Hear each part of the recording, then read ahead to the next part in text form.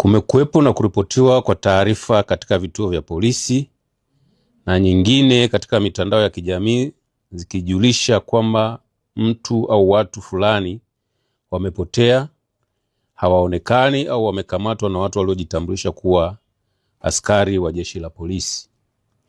Jeshi la polisi linapopata taarifa hizo huanza uchunguzi wa kukusanya ushahidi kutoka vyanzo mbalimbali ili kupata ukweli wa taarifa ya nini kilichotokea, kwani hauwezi kusema moja kwa moja kuwa mtu aliyeripotiwa kupotea, kutekwa, kulazimishwa kupotea au kuuawa bila ya kupata au ya kumpata anayedaiwa kupotea na ushahidi wa kudhibitisha taarifa hiyo ya nini kilichomtokea. Kama alitendewa uhalifu, ni nani wahusika kulingana na sheria, kanuni na taratibu. Vile vile, kwa mujibu wa kifungu cha 117 cha sheria ya ushahidi sura ya 6 marejeo ya 2022, marejeo ya mwaka 2022 na kifungu cha 161 cha sheria ya ndoa sura ya 29 marejeo ya mwaka 2019, dhana ya mtu kuchukuliwa kuwa amekufa inapaswa kudhibitishwa na mahakama baada ya miaka 5 kupita kulingana na vielelezo na ushahidi utakaowasilishwa. Katika matukio ambayo yameripotiwa katika vituo vya polisi na uchunguzi wa kina kufanyika na walioripotiwa kupotea kupatikana wakiwa hai na wengine wakiwa wamekufa, hadi sasa ushahidi kwa baadhi ya matukio yameonyesha sababu zake ni kujiteka, wivu wa mapenzi, imani za kishirikina, kugombea mali, kulipiza kisasi, kwenda nchi nyingine kujifunza misimamo mikali na kukimbia mkono wa sheria baada ya kufanya uhalifu. Miongoni mwa matukio hayo ambayo yamethibitishwa kwa sababu hizo ni pamoja na tukio la hivi karibuni linalomhusisha Sheikh Zuberi Said Nkoko, miaka 53, mwalimu wa dini na kiongozi katika taasisi ya Islam Foundation iliyopo mkoani Singida, ambayo pia inajishughulisha na shughuli za kuchinja wanyama. Katika tukio hilo,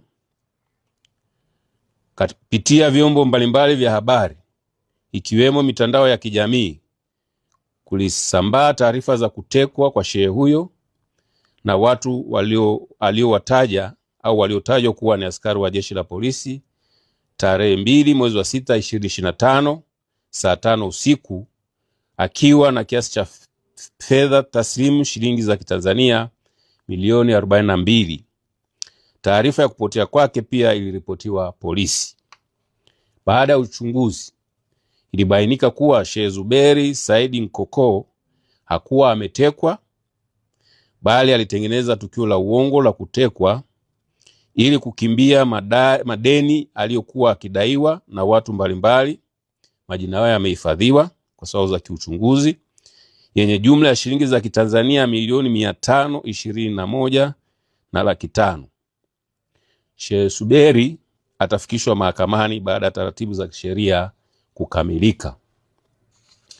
Baadhi ya matukio mengine yaliyohusishwa na utekaji wa watu vikihusishwa vyombo vya dola, lakini baadaye uchunguzi ukabaini kuwa vyombo vya dola havikuhusika kwenye matukio hayo, ni pamoja na tukio la tarehe 7 mwezi wa 6 2025 lililotokea katika kijiji cha Mtakuja, kata ya Nanganga, wilaya ya Ruangwa, mkoa wa Lindi, ambapo Rita Severini Ndambalilo, miaka 41, mkazi wa Dangote Mtwara, mfanyakazi wa kituo cha kuuza mafuta cha kampuni ya Specialized Petrol Station ya Mtwara, alikutwa akiwa ameuawa kwa kunyongwa na mtandio na kutupwa kando ya makarasha ya Wachina katika kitongoji cha Nahungo, kijiji cha Mtakuja, kata ya Malolo, wilaya ya Ruangwa.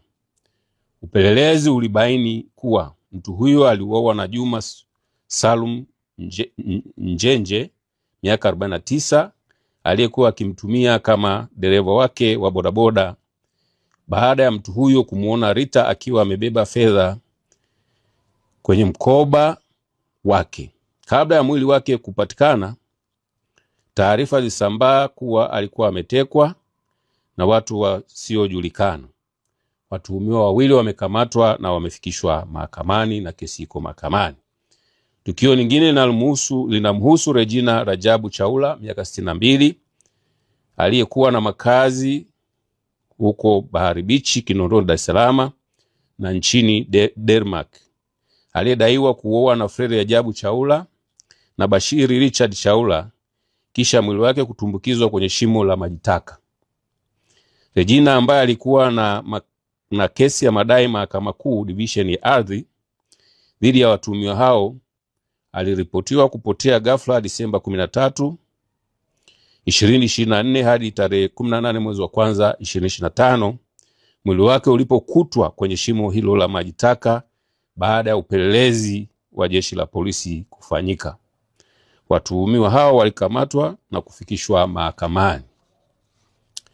Pia tarehe 11 mwezi wa 11 2024 litokea tukio lililomhusu Bwana Deogratias Tarimo, mkazi wa Kibaha, mkoa wa Pwani, ambaye alionekana kwenye picha mjongeo au jongefu akipambana na watu waliotaka kumteka, ambao hata hivyo walishindwa kutekeleza azma yao hiyo. Taarifa zilizosambazwa kwenye mitandao ya kijamii kuhusiana na tukio hilo zilisema kuwa waliokuwa wanatekeleza uhalifu huo ni askari polisi. Uchunguzi ulibaini kuwa waliohusika sio askari polisi na chanzo cha tukio hilo ni wivu wa mapenzi. Watuhumiwa 6 walikamatwa na kufikishwa mahakamani. Aidha, tarehe 24 mwezi wa 8 2024 katika kijiji cha Haiderere, kata ya Haiderere, tarafa Haidom, wilaya ya Mbulu, mkoa wa Manyara, Saulo Samuel Baloho, miaka 44, mkazi wa Haiderere, alitoa taarifa ya uongo kwa kutumia simu ya mkononi kuwa ametekwa tangu tarehe 22 mwezi wa 8 2024 na watu wasiojulikana na kumpeleka Karatu, mkoa wa Arusha, kwa lengo la kumtoa figo. Upelelezi ulibaini kuwa mtuhumiwa hakutekwa, bali aliondoka nyumbani kwake akimwaga mke wake kwamba anapeleka fedha shilingi za Kitanzania 280,000 ukweni kwa mtoto wake wa kiume, ambazo ni mahari aliyokuwa anadaiwa mtoto huyo.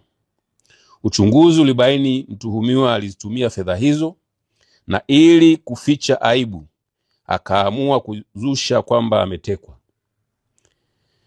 Mtuhumiwa alifikishwa mahakamani na kuhukumiwa kulipa faini ya shilingi za Kitanzania 100,000. Tukio lingine ni la tarehe 23 mwezi wa 8 2024 lililotokea katika kitongoji cha Kwedi Java, kijiji cha Nyasa, kata ya Kang'ata, tarafa ya Magamba, wilaya ya Handeni, mkoa wa Tanga, lililomhusu Elia Elifaza Raymond Mchome, miaka 3, mkazi wa kitongoji cha Kwedi Java, ambaye aliuawa na kufukiwa ndani ya chumba walichokuwa akilala na Jackson Elisante Maeda, miaka 23, mkazi wa Kwedi Java, kwa imani za kishirikina. Kabla ya kubainika kwa mwili wa mtoto huyo, taarifa zilisambaa kuwa alikuwa ametekwa na watu wasiojulikana. Mtuhumiwa aliyehusika na mauaji hayo alikamatwa na kesi iko mahakamani. Pia tarehe 19 mwezi wa 8 2024 Ezania Kamana, miaka 36, aliyetoweka bila kufahamika mahali alipokuwa, alikutwa akiwa ameuawa na mpenzi wake aliyefahamika kwa jina la Abdalla Miraji Musa, miaka 42, kisha mwili wake kukatwakatwa na kuwekwa katika mifuko 4 ya sandarusi na kutupwa maeneo ya Ununio. Mtuhumiwa alikamatwa na kesi iko mahakamani. Kuna matukio ya watu 7 ambao waliripotiwa polisi Singida kuwa walipotea au walitekwa.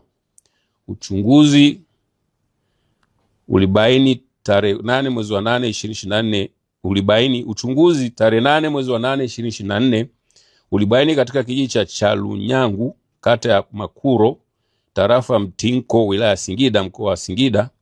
Watu hao ambao ni Samweja Sifaeli Saidi, miaka 22, na wenzake 7 waliuawa kwa kukatwa sehemu mbalimbali za miili yao kisha kunyofolewa au kutolewa baadhi ya viungo vya miili yao na kufukiwa kwenye mashimo tofauti tofauti na waganga wa kienyeji waliofahamika kwa majina ya Saidi Haji Msanga miaka 24, mkazi wa kijiji cha Migungu, pamoja na Kamba Kasubi miaka 34, wakishirikiana na wenzao 12. Aidha, baada ya ufuatiliaji ilibainika miili mingine mitatu iliyofukiwa wilaya ya Chemba mkoani Dodoma na kufikisha jumla ya watu 10 waliouawa na watu hao. Kabla ya kubainika miili yao, taarifa zilisambaa kuwa watu hao walikuwa wametekwa na watu wasiojulikana. Watuhumiwa 13 walikamatwa. Kesi iko mahakamani. Tarehe 31 mwezi wa 7 2024, wafanyabiashara wawili wa wilaya ya Songea mkoa wa Ruvuma waliofahamika kwa majina ya Ray James Hiera na Riziki Mbarara Mohamed walidaiwa kutekwa baada ya kutoonekana kwa siku kadhaa bila taarifa, huku simu zao zikiwa hazipatikani. Upelelezi ulibaini kuwa watu hao waliuawa na mganga wa kienyeji aliyefahamika kwa jina la Mtila Msua Ausi miaka 29, mkazi wa Lugunga wilaya ya Tunduru, katika pori la Mdingula uwanja wa ndege, kwa kuanywesha sumu na yeye kuchukua pesa kiasi cha shilingi za Kitanzania milioni 15 ambazo marehemu alibeba na kwenda nazo kwa mganga huyo ili ziombewe dua. Watuhumiwa 3 walikamatwa. Kesi iko mahakamani. Tukio lingine ni la tarehe 3 mwezi wa 7 2024, lililoripotiwa likiwahusu watoto wawili, mmoja miaka 12 aliyekuwa mwanafunzi wa darasa la 7 katika shule ya msingi Busenga, na mwingine miaka 8 aliyekuwa mwanafunzi wa darasa la 2 katika shule ya Akiba English Medium iliyopo wilaya ya Ilemela, waliojiteka na kupanga nyumba katika eneo la wilaya ya Nyamagana na kuanza kuwapigia simu wazazi wao kuwa wametekwa, wako Buhemba mkoani Mara na watekaji wanahitaji shilingi za Kitanzania 100,000. Watoto hao wanaendelea kufuatiliwa tabia zao chini ya ustawi wa jamii na jeshi la polisi. Hali kadhalika, tarehe 3 mwezi wa 7 2024, John Zefania Mboge, mkazi wa Goba Center, aliyekuwa akitokea benki ya CRDB tawi la Coco Plaza, alikamatwa na watu 7 na kumuingiza kwenye gari namba T 458 DYU Toyota kisha kumpora pesa. Watuhumiwa 7 walikamatwa na kufikishwa mahakamani. Tukio lingine la tarehe 17 mwezi wa 6 2024, lililotokea katika kitongoji cha Kabionda, kijiji cha Mulele, kata ya Ruhanga, tarafa Kamachumu, wilaya Muleba, mkoa wa Kagera, ambapo mtoto aliyefahamika kwa jina la Noela Novat Asimwe miaka 2.5 mwenye ulemavu wa ngozi aliripotiwa kutekwa na watu wasiojulikana.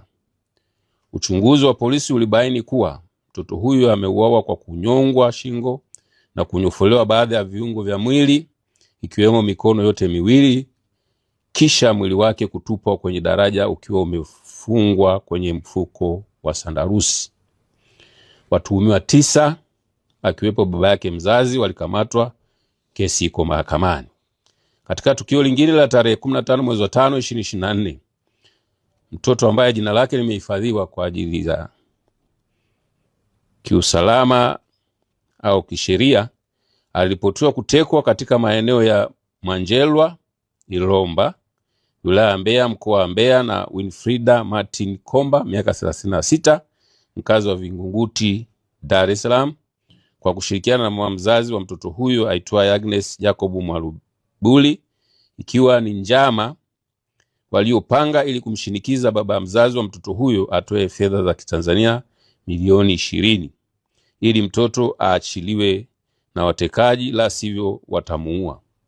Watuhumiwa 3 walifikishwa mahakamani na mtuhumiwa mmoja alihukumiwa kifungo cha miaka 3 jela.